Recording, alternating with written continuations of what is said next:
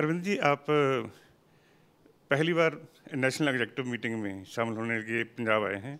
तो एक तो पहले हमें ये बताइए कि आपकी पार्टी ने पंजाब में नेशनल एग्जीक्यूटिव मीटिंग, क्योंकि दिल्ली के बाद शायद पहली बार इधर आप कर रहे हैं, ये इम्पोर्टेंस पंजाब ने क्यों दी है आपने? देखिए, मुझे लगता है शायद ये हमारी पहली नेशनल एग्जीक्यूटिव मीटिंग है जो शायद दिल्ली के बाहर हो रही है। जी जी। और वो हम पंजाब में कर रहे हैं। और पंजाब में भी हम लोग ऊधम सिंह जी की जो गांव हैं वहाँ पे सुनाम में हम लोग ये मीटिंग कर रहे हैं। उसका सबसे बड़ा कारण ये है कि जिस तरह से पंजाब के लोगों ने आम आदमी पार्टी की ईमानदार राजनीति को एक तरह से अपनाया है।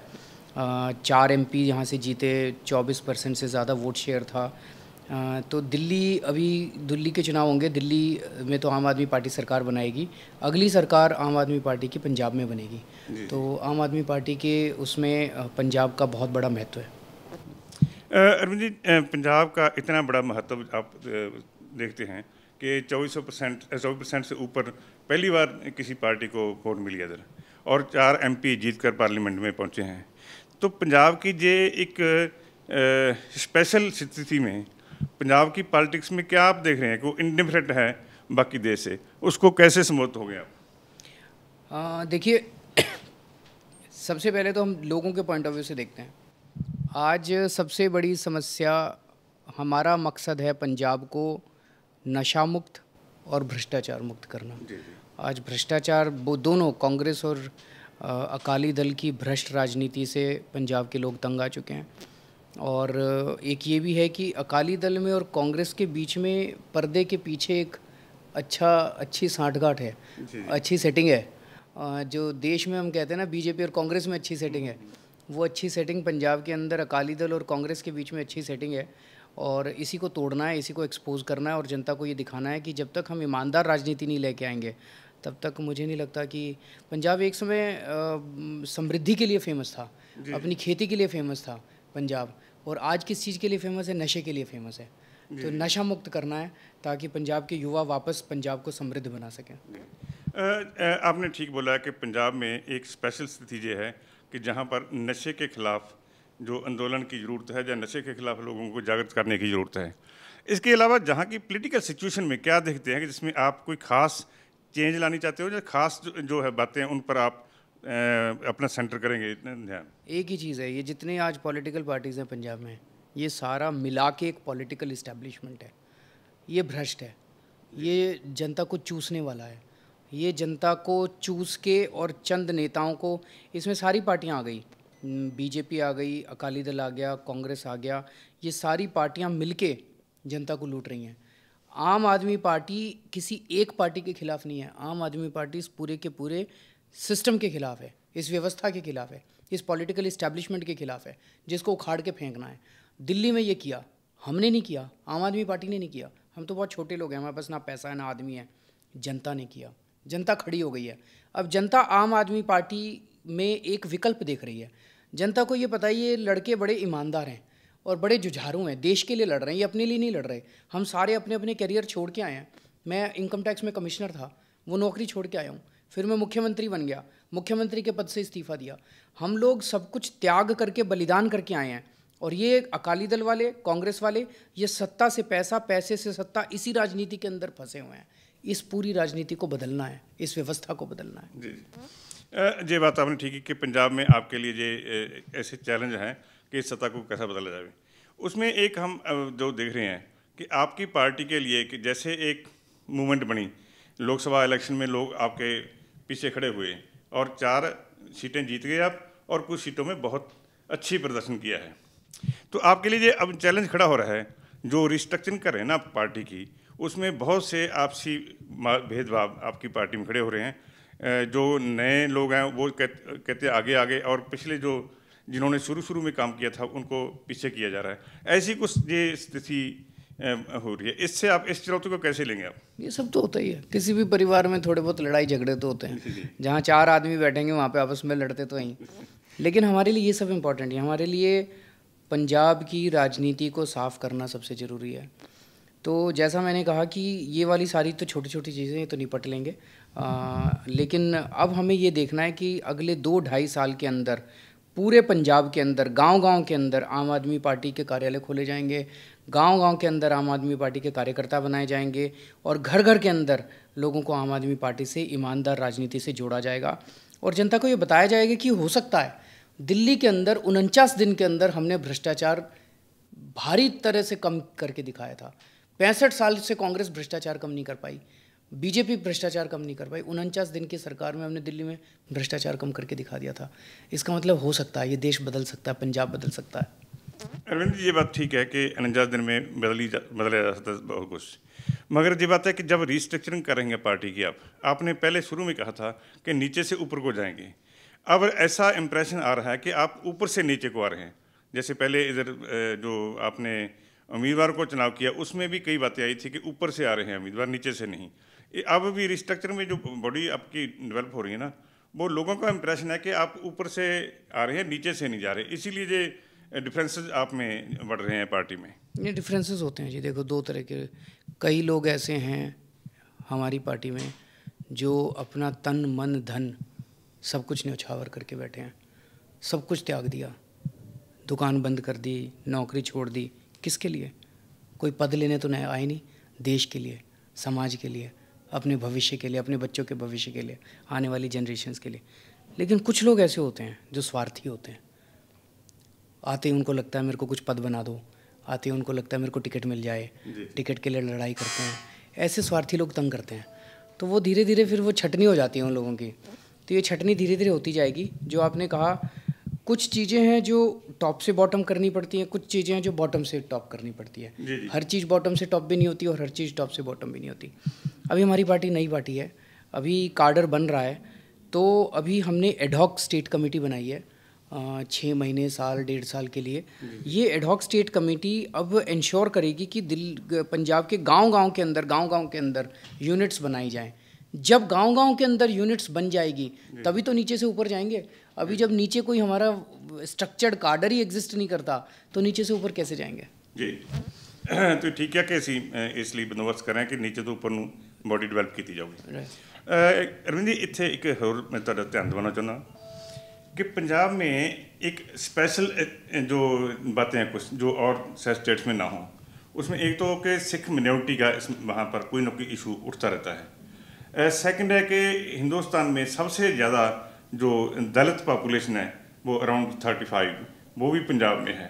ये दोनों के स्पेशल इश्यूज उभरते रहते हैं, स्पेशल इश्यूज पर स्ट्रगल भी होती रहती है। जैसे आजकल सिखों की जो SGPC थी उसके सेपरेट जो SGPC आ रही है हरियाणा कमेटी, उसका मामला उठा हुआ है। तो इसके बारे में आपकी पार्टी कैसे इसको देखिए जी, धर्म और राजनीति दोनों को अलग अलग रखना चाहिए जी। अलग होनी चाहिए कि नहीं होनी चाहिए, ये किसको डिसाइड करना चाहिए? ये सिख पंथ को डिसाइड करना चाहिए जी। हरियाणा का सिख पंथ डिसाइड करे, पंजाब का सिख पंथ डिसाइड करे। ये लोग मिलके बैठ के सिख पंथ डिसाइड करे कि अलग। ये हुड्डा जी क्यों डिसाइड करें, ये बादल साहब क्यों डिसाइड करें? वो तो दोनों राजनीति खेल रहे हैं जी। नहीं, ये तो दोनों चुनावों की राजनीति खेल रहे हैं, वोट चाहिए उनको। मैं सहमत हूँ आपसे, मैं सहमत हूँ आपसे। जहाँ पर देखो, सिख पूरे वर्ल्ड में ये कहते हैं कि हमारे धर्म में किसी भी सरकार का दखल नहीं होना चाहिए। बिल्कुल, मैं भी ये कह रहा हूँ। एक सिख ही है जिन्होंने संघर्ष करके ये राइट लिया है कि सरकार का दखल होना चाहिए, क्योंकि ओनली सिक्स के बारे में ही सिख गुरुद्वारा एक्ट 1925 बना हुआ है और किसी के धर्म के बारे में मेरे ख्याल नहीं है। बिल्कुल। तो इस स्थिति में सरकार को तो कॉन्स्टिट्यूशन में जब चेंजेस करनी है तो उसमें दखल देना ही पड़ेगा। नहीं, दखल सरकार कैसे दे? 2 तरह से दे सकती है। एक तो हुड्डा जी के मन में आया कि ऐसे करना चाहिए, बादल साहब के मन में आया कि ऐसे करना चाहिए और उन्होंने कर दिया। मैं ये कह रहा हूँ कि सिख पंथ से पूछो तो सही। मान लीजिए सिख पंथ कहता है, हरियाणा का सिख पंथ कहता है, पंजाब का सिख पंथ कहता है अलग होना चाहिए, फिर अलग कर। हाँ, हुड्डा जी कहते हैं कि हरियाणा का सिख पंथ कहता है, वो तो वैसे अपनी मर्जी से कह रहे हैं ना अपनी। तो मेरा कहते हैं कि हमारा सिख पंथ कहता है कि नहीं बन। दोनों ने नहीं पूछा तो डिसाइड कौन करेगा कौन सिख पंथ है? दोनों ने पूछा नहीं ना सिख पंथ से। जो सिख पंथ कहे, डेमोक्रेसी तो यही कहती है, जो सिख पंथ कहे, वो तो स्टेटमेंट जारी कर देते, जो सिख पंथ कहे, सिख पंथ कहता है अलग होना चाहिए तो अलग होना चाहिए, सिख पंथ कहता है एक साथ रहना एक साथ। आपकी पार्टी इसके बारे में क्या स्टैंड है? हमारा ये कहना है कि सिख पंथ के डेमोक्रेसी के हिसाब से डिसीजन मेकिंग होनी चाहिए, जी जी और इसके ऊपर राजनीति नहीं होनी चाहिए, और इसको इस्तेमाल करके वायलेंस नहीं होनी चाहिए। जी जी। जो अब माहौल बनाया जा रहा है, ये माहौल अच्छा नहीं है। बन गया है कि एक हरियाणा ने एक्ट पास कर दिया है कि हरियाणा कमेटी बननी चाहिए, और पंजाब की जो अकाली दल लीडरशिप है वो कहती है कि हम नहीं बनने देंगे। तो ये राजनीति कर रहे हैं जी। जी जी। ना हुड्डा जी को सिखों की चिंता है और ना बादल साहब को सिखों की चिंता है, दोनों राजनीति कर रहे हैं। दोनों का, हरियाणा के हुड्डा साहब को अभी हरियाणा के चुनाव दिखाई दे रहे हैं, और बादल साहब को 2.5 साल बाद अपने पंजाब के चुनाव दिखाई दे रहे हैं। दोनों चुनावों की राजनीति कर रहे हैं। सिखों का भला पूछ तो लो उनसे। वो बादल साहब यहाँ के सिखों के नुमाइंदे बने हुए हैं, हुड्डा साहब वहाँ के सिखों के नुमाइंदे बनने की कोशिश कर रहे हैं। दोनों के मन में सिखों का भला नहीं है, दोनों के मन में वोट चाहिए, वोट बैंक है। दूसरी बात अब यह है कि पंजाब की एक और पेकुलर सिचुएशन ये है कि जहाँ की स्टेट 1 लाख करोड़ से ऊपर कर्जे के बोझ में है, और दूसरे जो कॉरपोरेशन हैं वो भी 1 लाख करोड़ से ऊपर है। इस तरह डिफरेंट हो रहा है। इतना बड़ा बोझ आर्थिक पै चुका है पंजाब सरकार से, और पंजाब सरकार लगातार ये मांग करती रहती है कि सेंट्रल गवर्नमेंट इसमें रिलीफ दे। तो आपकी पार्टी ऐसी रिलीफ के लिए सपोर्ट करेगी उसकी? देखिए जी, जब तक भ्रष्टाचार रहेगा, आप जितना मर्जी रिलीफ मांग लो, आप इधर से लोगे और सारा फिर अपनी पॉकेट में डाल दोगे। इधर से लोगे, सेंटर से ले लो, स्टेट से ले लो, जनता पे टैक्स लगा लो, लेके और सारा अपनी पॉकेट में डाल लो। ये तो अंत होना नहीं है ना। जब तक आप भ्रष्टाचार कम नहीं करोगे, तब तक आपका 1 लाख करोड़ क्या 10 लाख करोड़ हो जाएगा ये। जब मैं 49 दिन मुख्यमंत्री बना, अंदर में सारी फाइलें देखने को मिली, सरकारी फाइलें देखने को मिली, तो पता चला ऐसे ऐसे प्रोजेक्ट इन्होंने बना रखे हैं हज़ारों करोड़ रुपए के, जिसका जनता से कोई लेना देना नहीं है, जनता के वेलफेयर से कोई लेना देना नहीं है, पब्लिक इंटरेस्ट से कोई लेना देना नहीं है। बना देते हैं इतने बड़े बड़े प्रोजेक्ट, ये बनाएंगे वो बनाएंगे, बनता कुछ भी नहीं है, सारा कागजों में बनता है जी। अगर ईमानदार सरकार आएगी ना, ये कर्जा 2 दिन में 2 दिन में ठीक हो जाएगा। सबसे ज़रूरी है ईमानदार राजनीति इस देश के अंदर। अभी तक अपने देश के लोगों को विकल्प नहीं था। अब आम आदमी पार्टी के तौर पे लोगों की अपनी पार्टी है, ये हमारी पार्टी थोड़ी है। मैं भी आम आदमी हूँ। पंजाब के लोगों ने एक नई उम्मीद से 4 पार्लियामेंट मेंबर भेजे हैं पंजाब की तरफ से। आप उनकी जो वहाँ पर कार्यशैली है या काम करने का तरीका है, उससे संतुष्ट हैं? बहुत ज़्यादा संतुष्ट हूँ। आप सबसे बड़ा इसका उदाहरण है, इराक के अंदर फंसे हुए भारतीयों के, पंजाब के लोगों के मुद्दे को जितना ज़ोर शोर से हमारी पार्टी ने, भगवंत मान ने उठाया, उतना मुझे नहीं लगता किसी ने उठाया। और अभी भी वो लगे हुए हैं उसके अंदर। और भी कई मुद्दे वो संसद के अंदर उठाते हैं जो दूसरी पार्टियां हिम्मत नहीं करती उठाने की। इन दिनों में नेक्स्ट मंथ 21 अगस्त को 2 विधानसभा कंस्टिट्यूंसी की जो इलेक्शन होने जा रही है, तो आपकी पार्टी उसमें क्या करेगी? अभी आज इसमें हमारी नेशनल एग्जीक्यूटिव में डिसाइड होगा, आज या कल में। नहीं, ये तो है कि लड़ेंगे दोनों सीटें, वही डिसाइड होगा आज या कल डिसाइड करेंगे। तो पंजाब में और कौन से मुद्दे हैं? क्योंकि ये तो मेन मुद्दे तो आपके हो गए कि करप्शन है, और दूसरा महंगाई है, या इनका इंडिसिप्लिन है, या लोगों को बांटने की है चीज़ें, सिखों को बांटते हैं। सबसे बड़ा मुद्दा हर जगह एक ही है, ईमानदार राजनीति। आप ये देखोगे नशा क्यों है, मुझे पता चला जब मैं पिछली बार पंजाब आया, मैंने कई अखबारों में पढ़ा, आज की सरकार के कुछ मंत्री नशा बेचने में लगे हुए हैं, उनका इन्वॉल्वमेंट आ रहा है ना। तो भ्रष्टाचार है, भ्रष्टाचार है, इसी वजह से नशा है। अगर ईमानदार राजनीति हो गई, अगर सरकार में हमारे मंत्री, मुख्यमंत्री ईमानदार हो गए, नशा रहेगा ही नहीं पंजाब के अंदर। अगर ईमानदार लोग हो गए तो ये वो भी नहीं रहेगा, महंगाई भी नहीं रहेगी, आपके ऊपर जो लोन चढ़ा हुआ है वो भी नहीं रहेगा।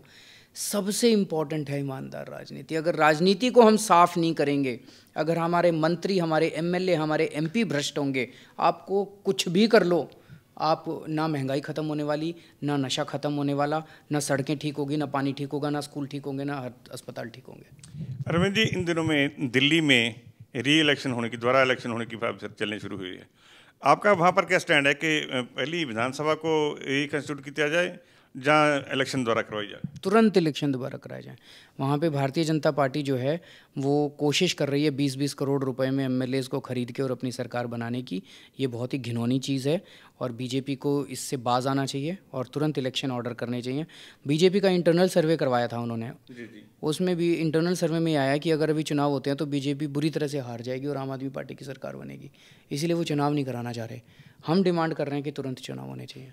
पिछले दिनों में एक जब शुरू में मोदी सरकार होंद में आई है, उस टाइम ये इम्प्रेशन आया था कि आप लोग भी शायद मुड़ रिवाइव करना चाहते हैं पुरानी गवर्नमेंट को। ऐसा हुआ था कुछ? नहीं, ऐसा कुछ नहीं था। आप नई मोदी सरकार देश में आई है और उसने कहा था कि अच्छे दिन आने वाले हैं, जब बड़ा कुछ बदलने की उसने बड़े बड़े दावे किए थे। तो आप क्या, क्योंकि आप 2 महीने पूरे हो चुके हैं सत्ता संभालने के बाद मोदी जी को, तो इस दिनों में आपको उसको कैसे आंकते हैं कि कैसी है सरकार की स्थिति? देखिए जी, चारों तरफ जहाँ भी जा रहा हूँ ना, लोग ये कह रहे हैं जी धोखा हो गया बहुत बड़ा। आप खुद ही देखो, जो सरकार, जो पार्टी हज़ारों करोड़ रुपया खर्च करके सत्ता में आई हो, कोई कह रहा था 20,000 करोड़ खर्च किए हैं भाजपा ने, कोई कह रहा था 30,000 करोड़, रोज़ टीवी में ऐड आया करते थे, जो अखबारों में ऐड, वो पैसा कहाँ से आया था? जिन जिन लोगों ने वो पैसा दिया था वो अपना पैसा वापस मांग रहे हैं, उनको ठेके तो देने पड़ेंगे ना अब। तो वो जब ठेके देंगे तो महंगाई होएगी, वो ठेके नाप शनाप पैसे पे देंगे। तो अब 2 महीने के अंदर लोगों को पता चल गया जी बहुत बड़ा धोखा हो गया, ये तो बहुत बड़ी गलती हो गई। उनके 49 दिन देख लो और मेरे 49 दिन देख लो। उनके तो आज 2 महीने हो गए, 60 दिन हो गए। उनके 60 दिन और मेरे 49 दिन। 49 दिन के अंदर दिल्ली के अंदर हमने बिजली के रेट आधे कर दिए थे, महंगाई में भारी कमी आई थी, आलू 10 रुपये किलो मिला करता था, पानी हमने फ्री कर दिया था पूरी दिल्ली के अंदर, सीएनजी के रेट 15 रुपये किलो कम कर दिए थे, भ्रष्टाचार के अंदर भारी कमी आई थी दिल्ली के अंदर। और यहाँ पे 2 महीने के अंदर क्या हुआ है, महंगाई आसमान छू गई है, भ्रष्टाचारी चरम सीमा पे हैं। इसके लिए थोड़ी दिया था। तो आपका कहना है कि जितने बड़े दावे किए गए थे सब उल्टे पड़ गए और सारी चीज़ों पे पलट मार गए हैं, सारी चीज़ों पे पलटी मार गए हैं। इन्होंने कहा था इंश्योरेंस में एफडीआई नहीं आने देंगे। 10 साल से भारतीय जनता पार्टी लड़ रही है कि इंश्योरेंस में आते ही 1 महीने के अंदर इन्होंने इंश्योरेंस में एफडीआई कर दिया। क्यों कर दिया? इतनी क्या जल्दी थी? कहीं ना कहीं किसी ना किसी से पैसे खा रखे हैं, इसीलिए तो जल्दी जल्दी करना पड़ा। इन्होंने कहा था डिफेंस में एफडीआई नहीं आने देंगे, डिफेंस में एफडीआई कर दिया। इन्होंने कहा था रिटेल में एफडीआई नहीं आने देंगे। सारे व्यापारी, देश के जितने व्यापारी हैं, वो तो बीजेपी का वोट बैंक माना जाता था। अब दिल्ली के सारे व्यापारी कह रहे हैं जी बहुत बड़ा धोखा हो गया, बीजेपी ने हमें धोखा दे दिया, हर चीज़ में यूटर्न मार दिया, हर चीज़ में यूटर्न मार दिया। अब कह रहे हैं, पहले कह रहे थे हम ब्लैक मनी लेके आएंगे, अब इनके मंत्री कह रहे हैं नहीं जी ब्लैक मनी तुम्हारी ज़िंदगी में वापस नहीं आ सकता। ये क्या बात है? ये तो आपने इस देश के लोगों को झूठ बोला है, धोखा दिया इस देश के लोगों को। तो बिल्कुल आप कह रहे हैं कि क्योंकि बहुत सारे ऐसे मुद्दे हैं जिन पर बीजेपी का पहले स्टैंड अलग था और अब सत्ता में आने के बाद वो बदल गया है। इस तरह से आपके देश की जनता को क्या संदेश देना चाहेंगे इस बारे में, क्योंकि अभी नई नई इलेक्शन होकर हटी है और उसी टाइम ही ये सारी बातें हो चुकी हैं कि कोई लोग इसमें के बारे में क्या करें? देखिए जी, अभी कुछ कर तो सकते नहीं हैं, लेकिन मेरा ये कहना है, अभी भी कई लोग कहते हैं जी चलो कोई बात नहीं, 2 ही महीने हुए हैं, थोड़े दिन और देख लें, तो थोड़े दिन और देख लेते हैं, ऐसा भी क्या है, कुछ कर तो सकते नहीं है। लेकिन मेरा ये कहना है कि अब जब वोट दो तो झूठे वादों पे वोट मत देना, थोड़ा दिमाग खोलना कि भाई ये आदमी अगर 1,000 करोड़ 10,000 करोड़ रुपए खर्च कर रहा है तो कहाँ से आ रहा है ये पैसा, ये सोचना। मैंने जब चुनाव लड़ा था शीला दीक्षित जी के खिलाफ, 3 लाख रुपए खर्च किए थे। तो आप उम्मीद कर सकते हो मेरे को पैसा रिकवर नहीं करना, मैंने खर्च ही नहीं किया तो रिकवर कहाँ से करूँगा? 3 लाख रुपए जनता ने दे दिए थे। तो आपको ये देखना पड़ेगा, ईमानदार राजनीति के लिए वोट देना अगली बार ये बड़े बड़े वादों पे वोट मत देना, बड़े बड़े गुजरात मॉडल, फनाना मॉडल, ढिमका मॉडल, इस पे वोट मत देना। अरविंद जी बहुत मेहरबानी, आपने इतना टाइम दिया।